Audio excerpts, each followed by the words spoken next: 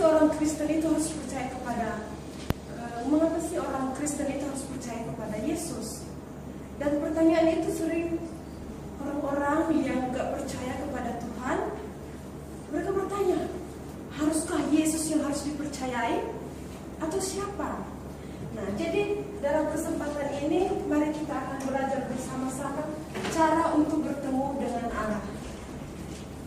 Cara bertemu dengan Allah.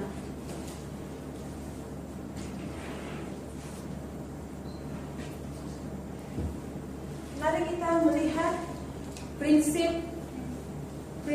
penciptaan. Cara untuk bertemu dengan Allah. Apakah kata Alkitab untuk bertemu dengan Allah? Yang pertama, prinsip penciptaan. Prinsip penciptaan.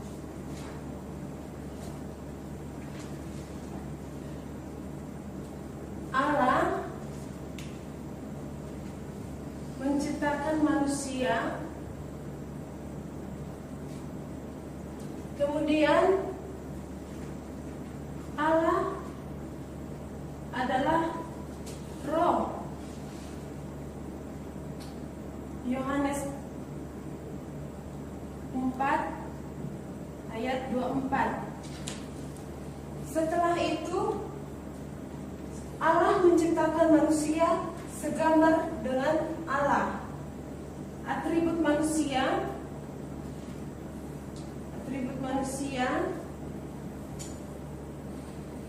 adalah gambar Allah, segambar dengan Allah. Dalam Kejadian 1 ayat 27. Kemudian Allah dalam Kejadian 2 ayat 7 mengatakan bahwa Allah menghembuskan nafasnya di dalam hidung manusia itu, sehingga dikatakan bahwa manusia itu makhluk rohani.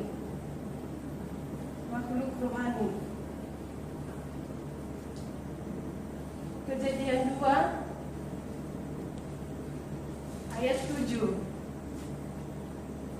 Kemudian di dalam ayat Kejadian 1 ayat 28 mengatakan bahwa Allah berfirman bahwa beranak cuculah dan bertambah banyak dan penuhilah bumi dan taklukkanlah itu. Di sini digambarkan bahwa manusia itu sebagai wakil penguasa.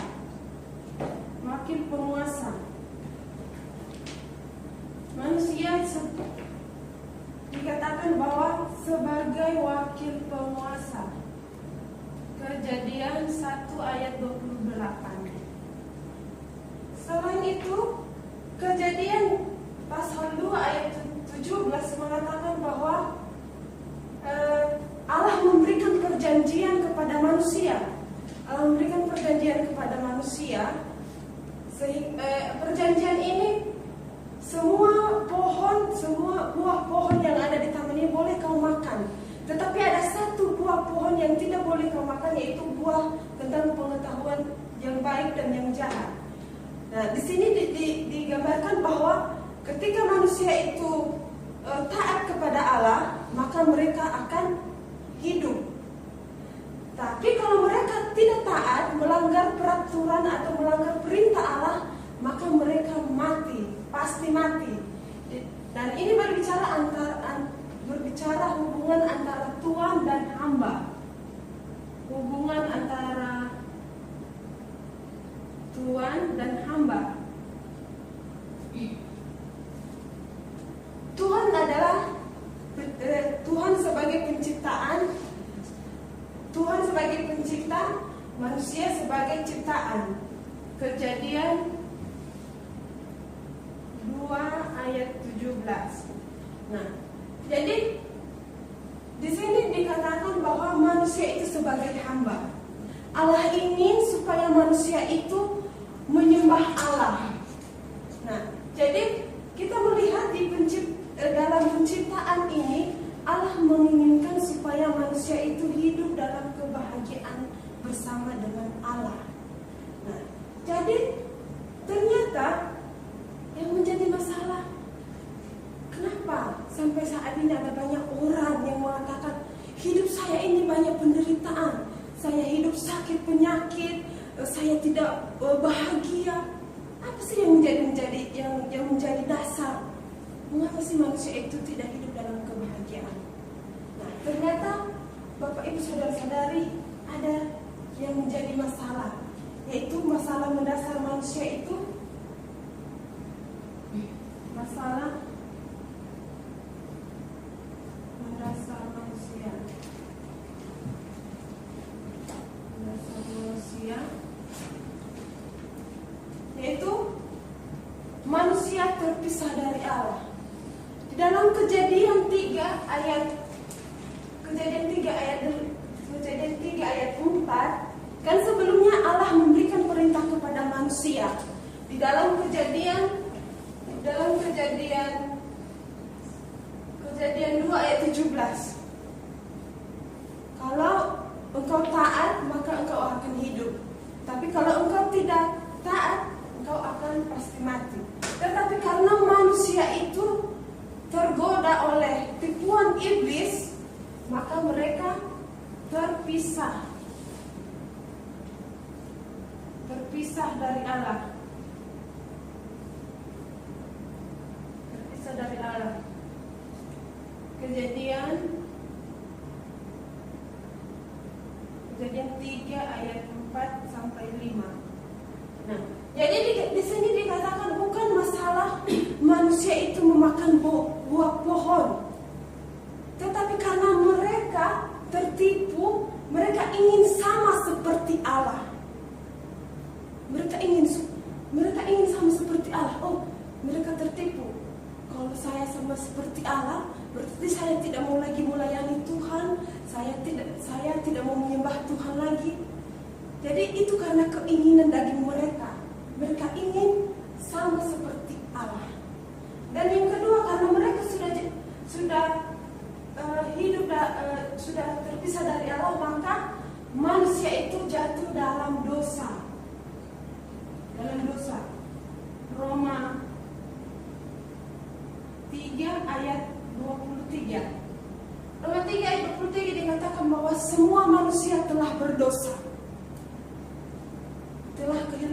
Manusia telah kehilangan kemuliaan Allah.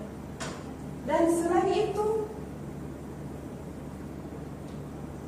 Roma 3 ayat 10.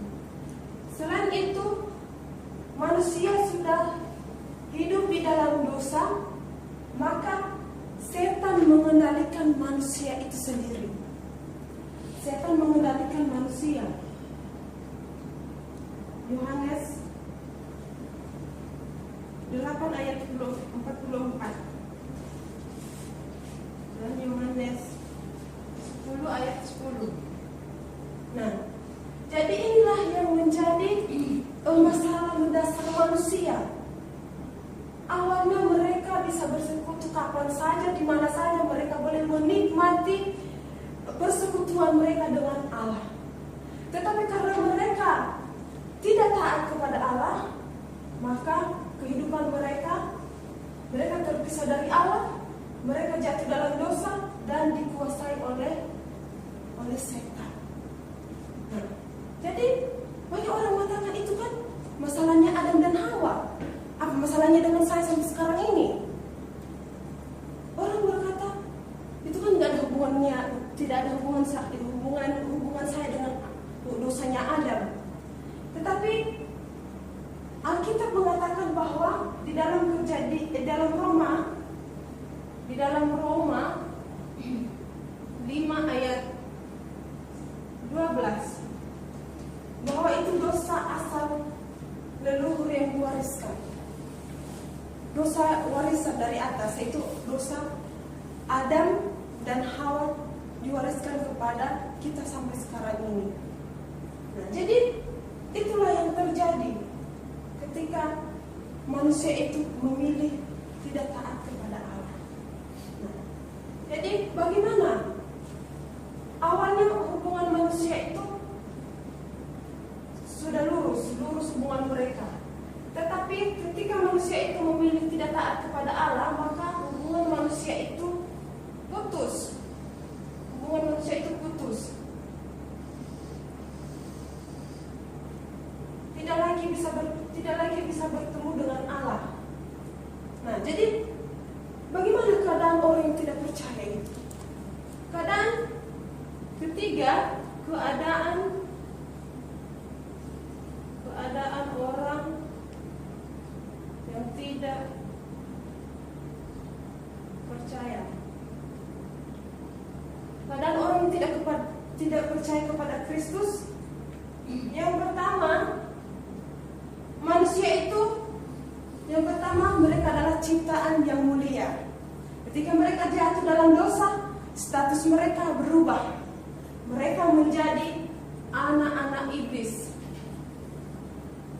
Mereka menjadi anak-anak iblis. Yohanes 8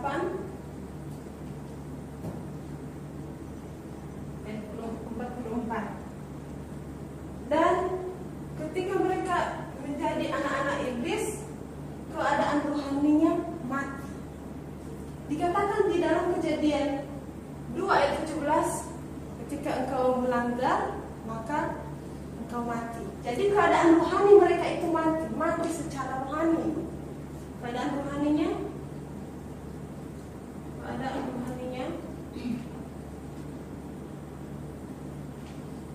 mati. Efesus 2 ayat 1.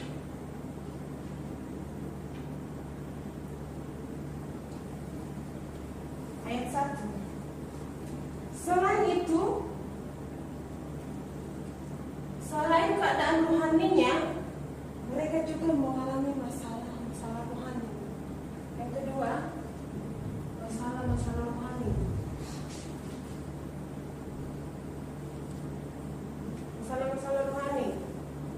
Karena manusia itu ada masalah rohaninya, maka manusia itu terjerumus dalam hal-hal penyembahan berhala. Terjerumus dalam penyembahan berhala.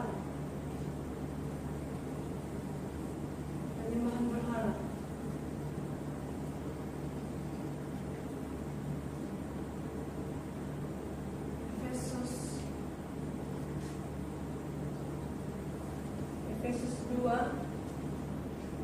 ayat 2 dan 1 Korintus 2 ayat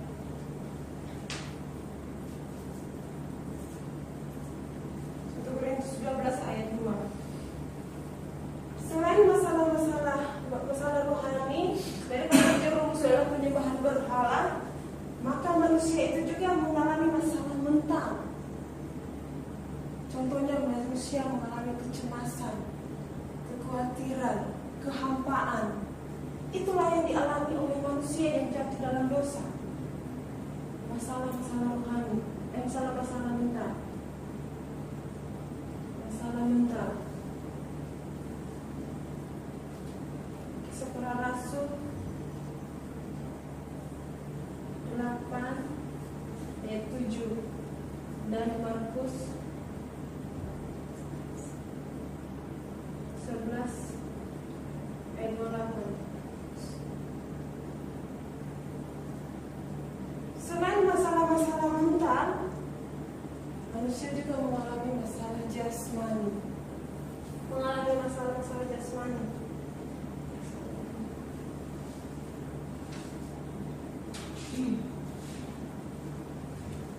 Masalah Yesus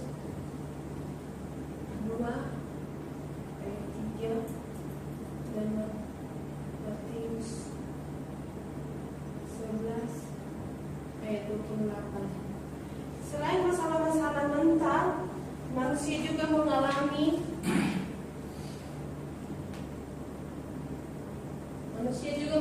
masalah jasmani.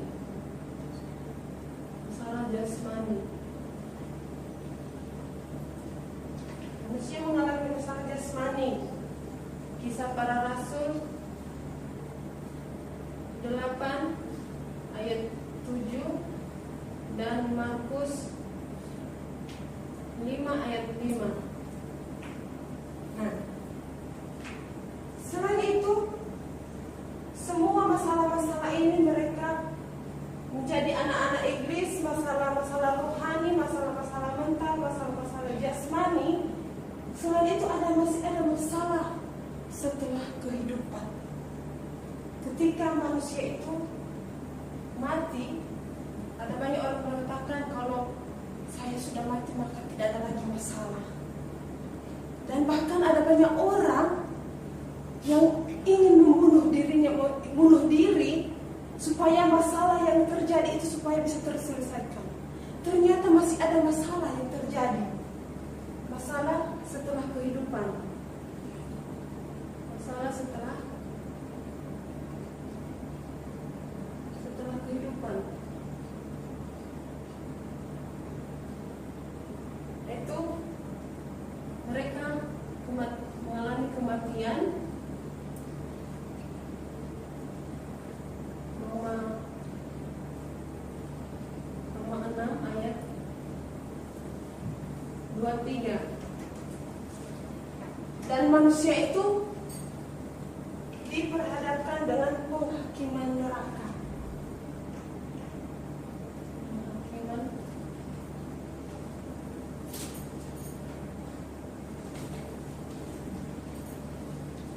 Penghakiman neraka.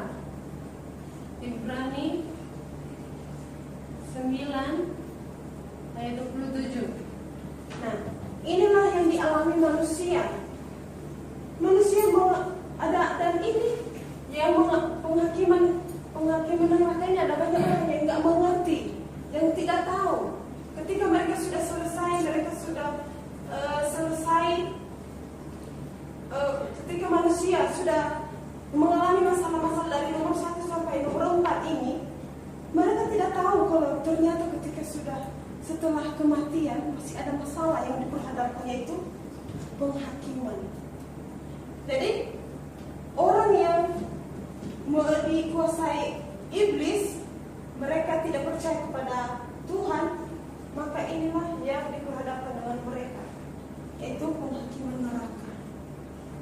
Nah, jadi bagaimana caranya supaya manusia ini boleh terselesaikan dengan masalah-masalah yang ini?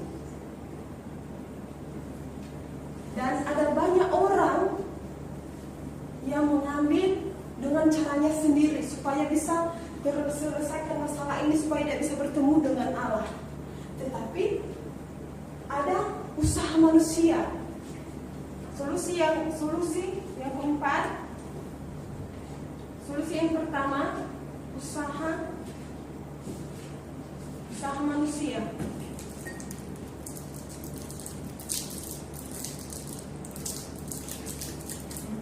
Usaha manusia, mereka berusaha supaya mereka beragama dengan cara mereka, yaitu beragama, supaya mereka dilihat rohani. Mereka beragama dengan agama apapun yang mereka miliki. Itulah cara manusia dengan beragama. Matius 12 ayat 45. Matius 12 ayat 45. Selain manusia itu berusaha untuk supaya mereka masuk, supaya mereka boleh terselesaikan dengan masalah-masalah ini, maka manusia itu beragama dengan supaya mereka selesai masalah itu. Dan selain itu, selain beragama, manusia juga dengan perbuatan baik. Mereka dengan berbuat baik. Berbuat baik.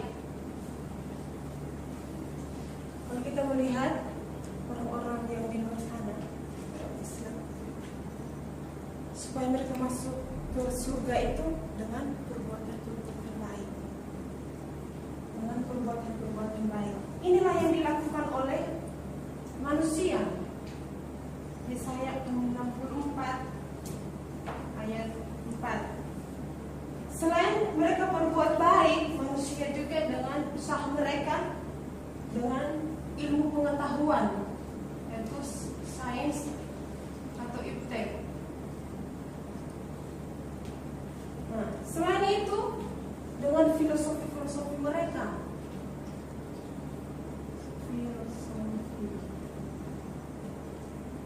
Keempat, usaha manusia ini beragama, berbuat baik dengan berpendidikan dan filosofi mereka,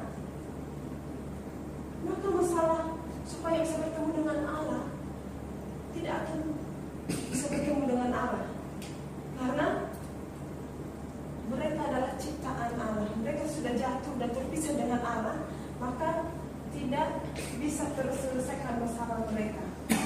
Maka usaha manusia gagal. Nah, jadi bagaimana caranya?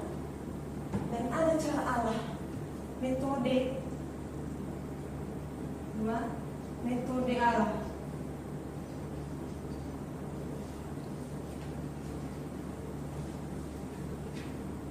Cara Allah yang pertama adalah dengan kasih Allah.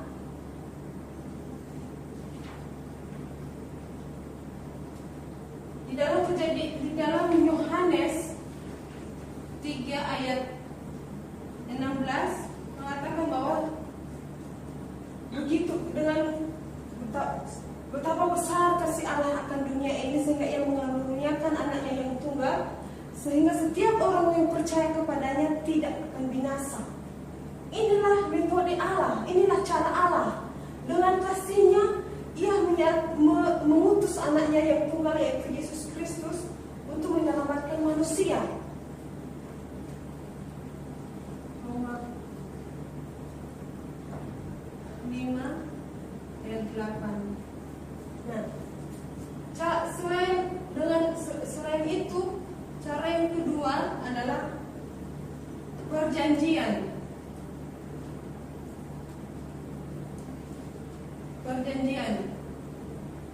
Ketika manusia jatuh dalam dosa, dan pada saat itu juga Tuhan memberikan solusi kepada manusia di dalam Kejadian 3 ayat 15, bahwa akan datang nanti juru selamat untuk mengalahkan maut, yaitu Yesus Kristus, yaitu benih dari perempuan itu. Benih dari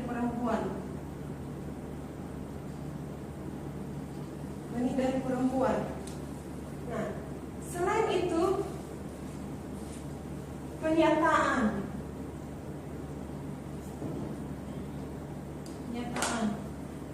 Di Matius 16 ayat 16 dan Matius 1 ayat 21. Nah, jadi dengan penyataan ini di dalam Perjanjian Lama ada 3 jabatan. Yang pertama, nabi, imam, dan raja. Nah, setiap orang sebelum melakukan pekerjaan yang besar seperti nabi, imam, dan raja, mereka harus diurapi. Tugas nabi yaitu menyampaikan firman Allah kepada umatnya. Dan tugas imam yaitu membawa korban bakaran untuk mendamaikan manusia dengan Allah. Dan yang ketiga, raja yaitu berperang melawan musuh. Itulah ketiga jabatan di Perjanjian Lama. Tetapi selain itu,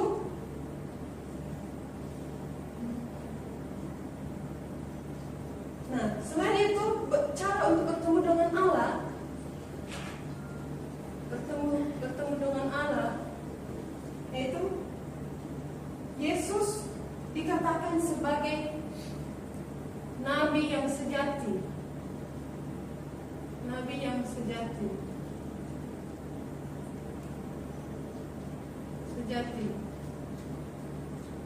Yesus dikatakan sebagai nabi yang sejati. Yohanes 14 ayat 6 dan Kisah Para Rasul 4 ayat 12.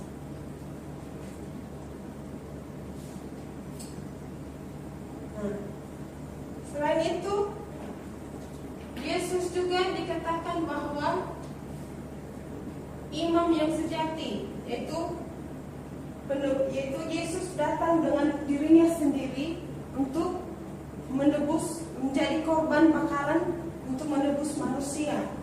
Ya, jadi Yesus dikatakan sebagai imam yang sejati. Imam yang sejati. Roma 8 ayat 8 dan Markus 10 ayat 45. Nah, selain itu Yesus juga dikatakan bahwa Yesus dikatakan sebagai raja yang sejati. Bagi raja yang sejati, 1 Yohanes 3 ayat 8 dan ayat 38 dan Ibrani 2 ayat 14. Jadi ketiga jabatan ini, yang pertama, ketiga jabatan ini nabi sebagai ketiga jabatan ini nabi, imam dan raja. Yesus sudah menggunakan semuanya ini. Yesus sudah menggunakan semuanya ini. Jadi Yesus dikatakan bahwa dan nabi yang sejati yang datang ke dunia ini untuk membawa firman, menyatakan firman Allah, membawa manusia itu untuk bertemu dengan Allah. Dan imam, di Yesus dikatakan bahwa imam yang sejati, dan kemudian Yesus dikatakan bahwa Yesus dikatakan raja yang sejati yang mengalahkan kuasa maut. Mengalahkan kuasa maut. Nah, jadi kita bertanya, apa buktinya bahwa Yesus itu adalah Kristus? Orang banyak bertanya, apa buktinya?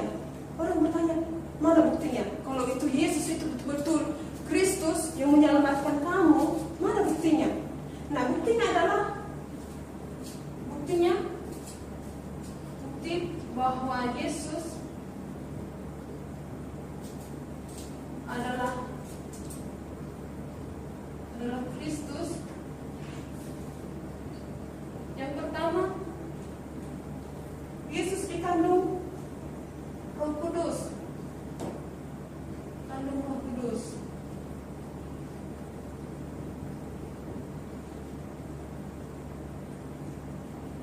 Matius 1 ayat 21. Bukti yang kedua adalah Yesus disalibkan. Yesus disalibkan. Yohanes 9 ayat 30.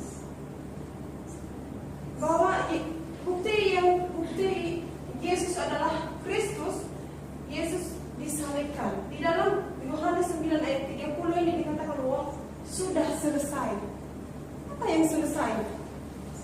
Bahwa masalah-masalah manusia yang ketiga ini terpisah dari Allah, manusia jatuh dalam dosa, dikuasai oleh setan. Yesus sudah mengalahkan semuanya itu. Yesus membawa manusia untuk bertemu dengan Allah. Itulah yang Yesus katakan sudah selesai.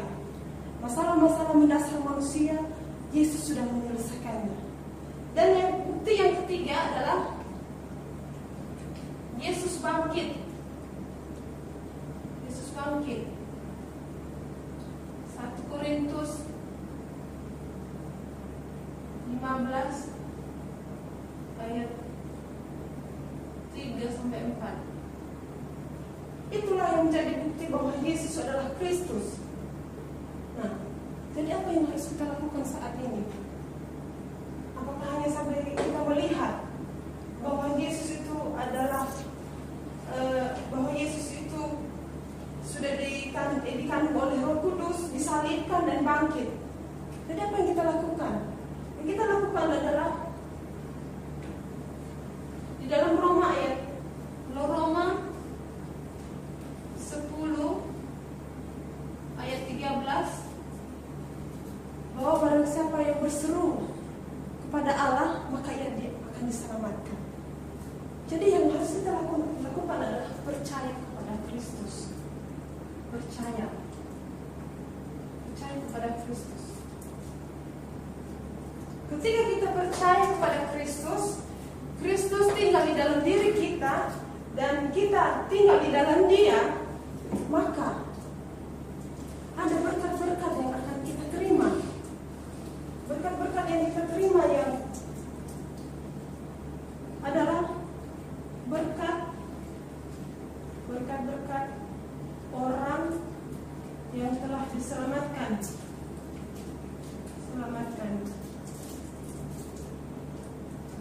Apa itu berkat-berkat yang kita terima? Yang pertama, berkat yang akan kita terima adalah kita menjadi anak-anak Tuhan. Tadi yang awalnya ketika sebelum kita mengenal Allah, ketika kita jatuh dalam dosa, kita dikatakan, manusia itu dikatakan bahwa anak-anak iblis. Tetapi ketika kita sudah diselamatkan, kita sudah menerima Kristus, kita menjadi anak-anak Tuhan. Kita menjadi anak-anak Tuhan dan Roh Kudus diam di dalam diri kita. Dan Roh Kudus berdiam di dalam diri kita. Yohanes 1 ayat 12 dan 1 Korintus 3 ayat 16. Itulah yang kita terima. Kita menjadi anak-anak Tuhan. Selain itu, kita dibimbing oleh Roh Kudus. Bimbingan Roh Kudus. Yohanes 14 ayat 26 dan Yohanes 14 ayat 26. Yohanes 14 ayat 27. Nah, selain kita dibimbing oleh Roh Kudus, kita juga mendapat jawaban dalam doa-doa kita. Roh Kudus bekerja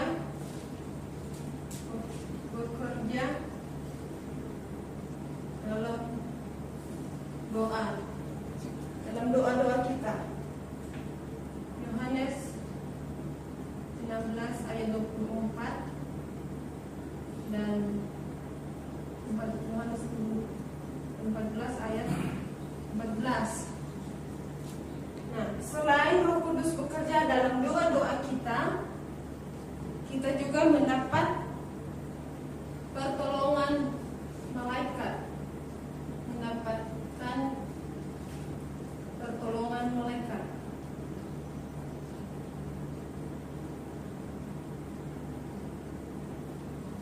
Pertolongan malaikat. Ibrani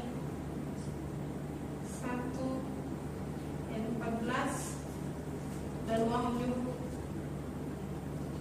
8 ayat 3. Jadi selain kita mendapat pertolongan malaikat, kita juga mendapat kuasa dari Allah untuk mengusir setan.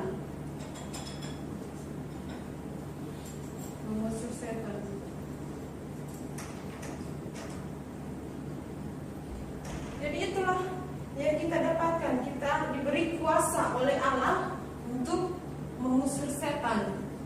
Lukas 10 ayat 19 dan Markus 3 ayat 15.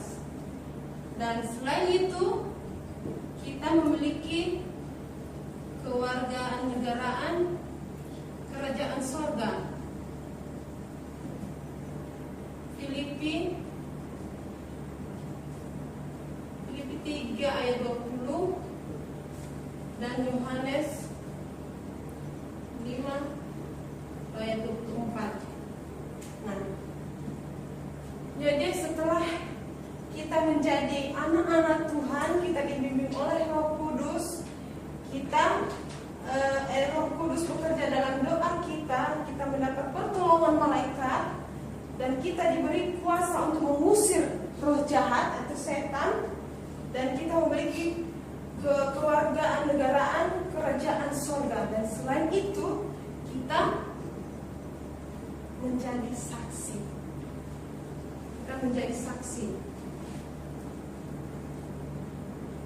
Yaitu kita memberitakan Injil itu, memberikan orang, memberikan atau penginjilan.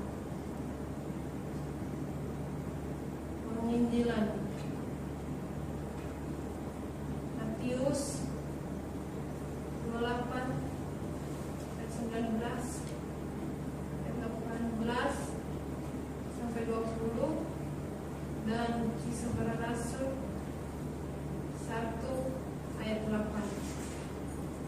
Inilah yang harus kita sampaikan. Yang awalnya manusia sudah terpisah dari Allah, dan Allah datang dengan caranya, dengan kasih Allah menyelamatkan manusia itu. Dan ketika kita sudah percaya kepada Kristus, Kristus tinggal di dalam diri kita, maka ada berkat-berkat yang akan kita terima, yaitu kita menjadi anak-anak Tuhan, kita dibimbing oleh Roh Kudus, Roh Kudus bekerja dalam doa-doa kita mendapat pertolongan dari malaikat, dan kita diberi kuasa oleh Tuhan untuk menghancurkan, untuk mengusir roh jahat, dan kita memiliki memiliki kewarganegaraan kerajaan surga. Dan selain itu yang menjadi tugas kita adalah menjadi saksi, bersaksi. Bukan hanya kita saja bukan hanya kita yang diselamatkan, yang terselamatkan, kita juga membawa orang-orang yang belum percaya kepada Kristus untuk mereka bisa bertemu dengan Allah, untuk mereka menikmati berkat dari